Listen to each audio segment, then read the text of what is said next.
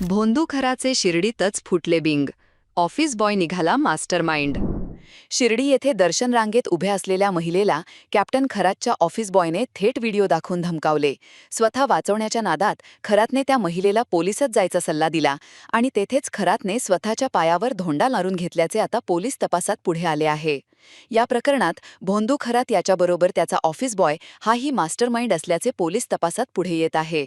याबाबत समजलेली अधिक माहिती अशी की खरातकडे ऑफिस बॉय असलेला नीरज जाधव व इतरांनी शिर्डीतील एका 24 वर्षीय विवाहितेचे मॉर्फ फोटो आणि काही व्हिडिओ थेट तिलाच व्हॉट्सअॅपवर पाठवून धमकावले. ही पीडिता मंदिरात दर्शन घेत असताना नीरजसह संशयिताने तिला गाठून व्हिडिओ दाखवले. ती घाबरली व तिने ही बाब खरातला कळविली. पण खरातने स्वतःला वाचवण्यासाठी तिलाच पोलिसात जाण्यास सांगितले. शेवटी जेव्हा खरातकडून पैसे मिळण्याची आशा मावळली तेव्हा नीरजने सिडकोतील 28 वर्षीय विवाहितेचा व्हिडिओ तिच्या मेहुण्याला दाखविला. नीरजचा हाच मास्टर स्ट्रोक त्याच्यावर आणि खरातवर उलटला. मेहुण्याने धीर दिल्याने या पीडितेने सरकारवाडा पोलीस ठाणे गाठत फिर्याद दिली. त्यानंतर खरातचा खरा चेहरा जगासमोर आला. दरम्यान नीरजला SIT सह शिर्डी पोलिसांनी ताब्यात घेतले आहे. त्याच्याकडे सखोल तपास सुरू आहे. कॅनडा कॉर्नर येथील ओजस प्रॉपर्टीज या कार्यालयात स्वयंघोषित कॅप्टन अशोक खरातने अनेक महिलांवर केलेल्या अत्याचाराचे व्हिडिओ, मॉर्फ व्हिडिओ, फोटो व पुरावे CCTVच्या रूपाने जतन केले होते.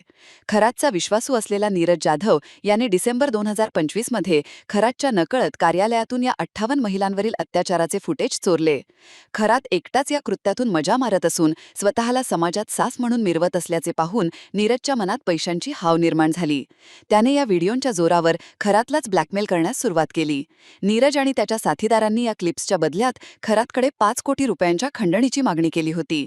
मात्र खरातने या मागणीला दाद न देता 5 कोटी रुपयांची खंडणी मागितल्याचा आरोप करीत थेट वावी पोलिसांत फिर्याद नोंदविली होती. त्यामुळे नीरजने आपला मोर्चा थेट पीडित महिलांकडे वळवून त्यांच्या अब्रूचा बाजार मांडला. माजी मुख्यमंत्री यांच्यासह अनेक मंत्र्यांसोबतचे त्याचे फोटो आता तपास यंत्रणांच्या रडारवर आहेत. या मोठ्या ओळखींचा वापर करून नीरजने हा कट रचला होता का, याचा तपास आता SIT करत आहे. ताज्या बातम्यांसाठी जय बाबा न्यूजला लाईक करा, सबस्क्राईब करा, फॉलो करा, शेअर करा. जय बाबा.